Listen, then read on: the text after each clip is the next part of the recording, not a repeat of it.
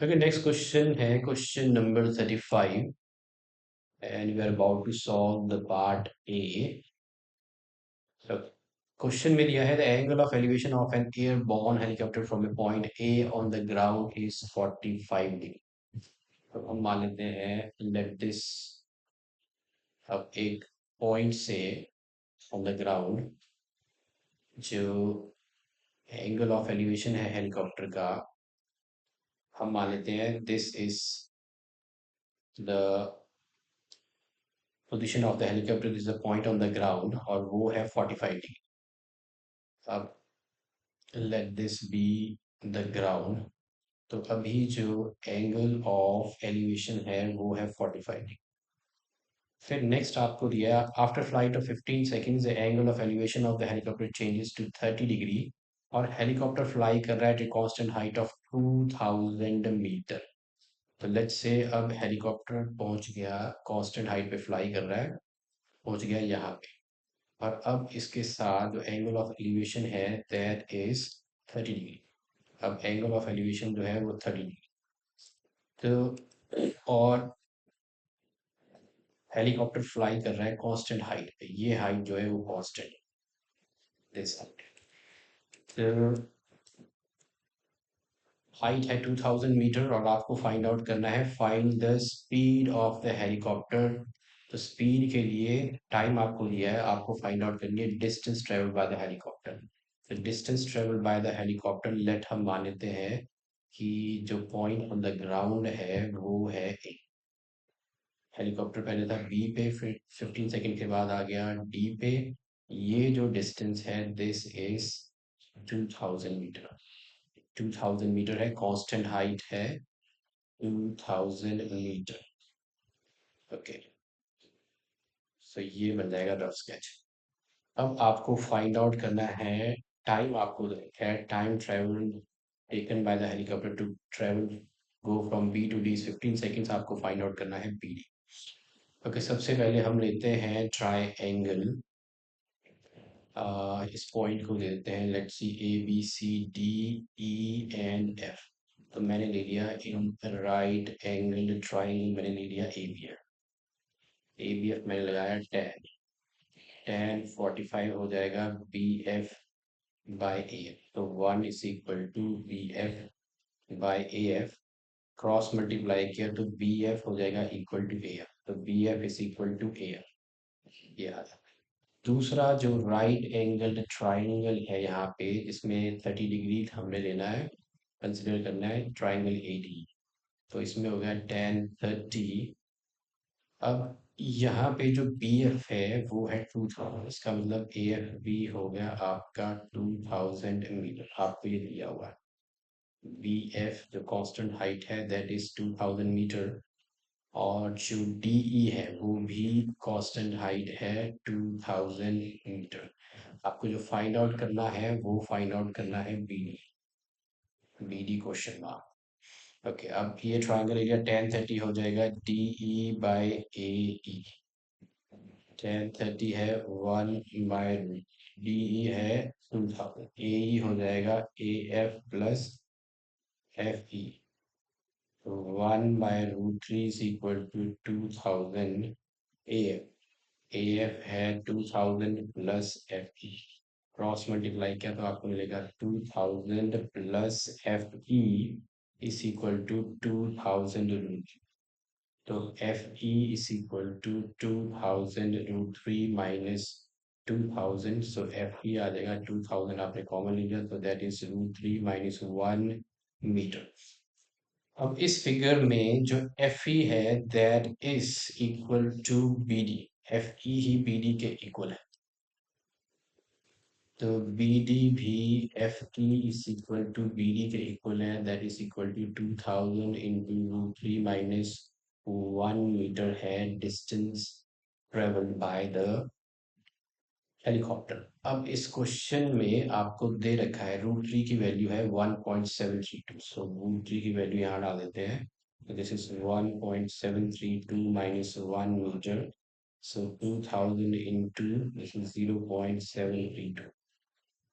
Okay, तो 2000 into 0.732 ये हो गया, टू टू जार is four, six seven two जार 14, और तीन यहाँ पे जीरोस हैं, तो 1464 मीटर। अब टाइम जो है, time taken from B to D जो है वो है 15 सेकेंड्स। तो स्पीड इज इक्वल टू हो जाएगा distance by time, which is 1464/15, ये आ जाएगा मीटर पर सेकेंड में। तो that is equal to 97.6 metre per second is the speed of the helicopter, 97.6 metre per second. Okay, इसी का जो और पार्ट है, इसमें दिया है girl 1.5 metre tall is standing at some distance from a 30-meter tower. तो ये एनसीईआरटी बुक का ही क्वेश्चन लग रहा है, as it is the girl 1.5 meter tall. So let's say this is the girl 1.5 meter tall standing at some distance from a 30-meter tower. ये ले लेते हैं 30-meter tower, और ये ले लेते हैं distance. Now the angle of elevation from a high to the top of the tower increases. ये गर्ल आगे फिर मान लो यहाँ पे as she walked towards the tower, तो ये बन गया 60 डिग्री। तो पहले था 30 डिग्री, पहले जो एंगल ऑफ एलिवेशन था वो था 30 डिग्री, फिर इंक्रीज हो गया 60 degree. This is the height of the girl 1.5 metre. तो इसको नाम देते हैं ABCDEF and let this B G. Okay, अगर ये AF और CD इक्वल है, दोनों ही 1.5 मीटर है, ये भी 1.5 मीटर है। अब height of the tower means this BD, BD is 30 metre, so 30 minus 1.5 BC आपको मिल जाएगा 28.5 मीटर। तो यहाँ आप लिख भी सकते हो BC, BC is equal to 30 minus 1.5 which is equal to 28.5 metre. अब क्वेश्चन में पूछा है find the distance she walk towards the tower, so this is the distance she walk towards the tower AG, मतलब आपको find out करना है AG। तो इसमें भी हम लेते हैं सबसे पहले smallest right angle triangle. In right angle triangle आपने ले लिया, वो है BCG। Smallest right angle triangle है BCG, this is the BCG। BCG इसमें आप लगाओगे 1060 इज इक्वल टू मिल जाएगा BC/GC। ओके, 1060 होता है √3, BC है 28.5, GC,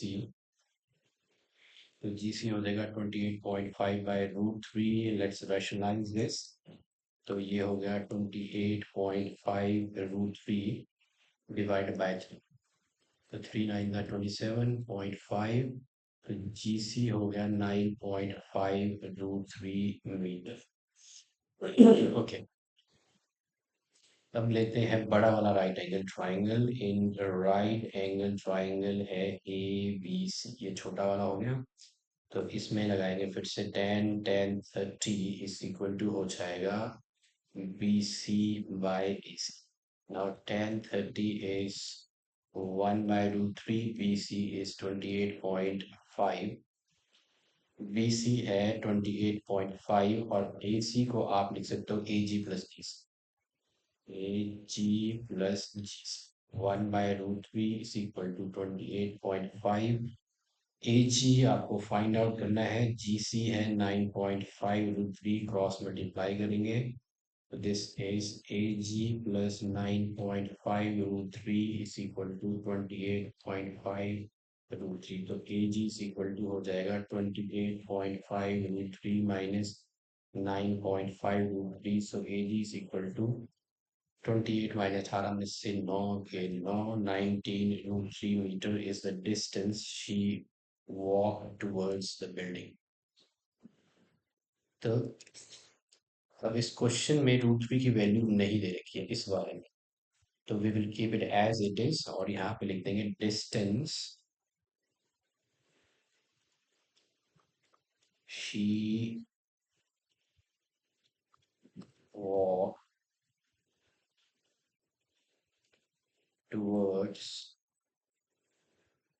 the building is equal to 19 root 3 meter.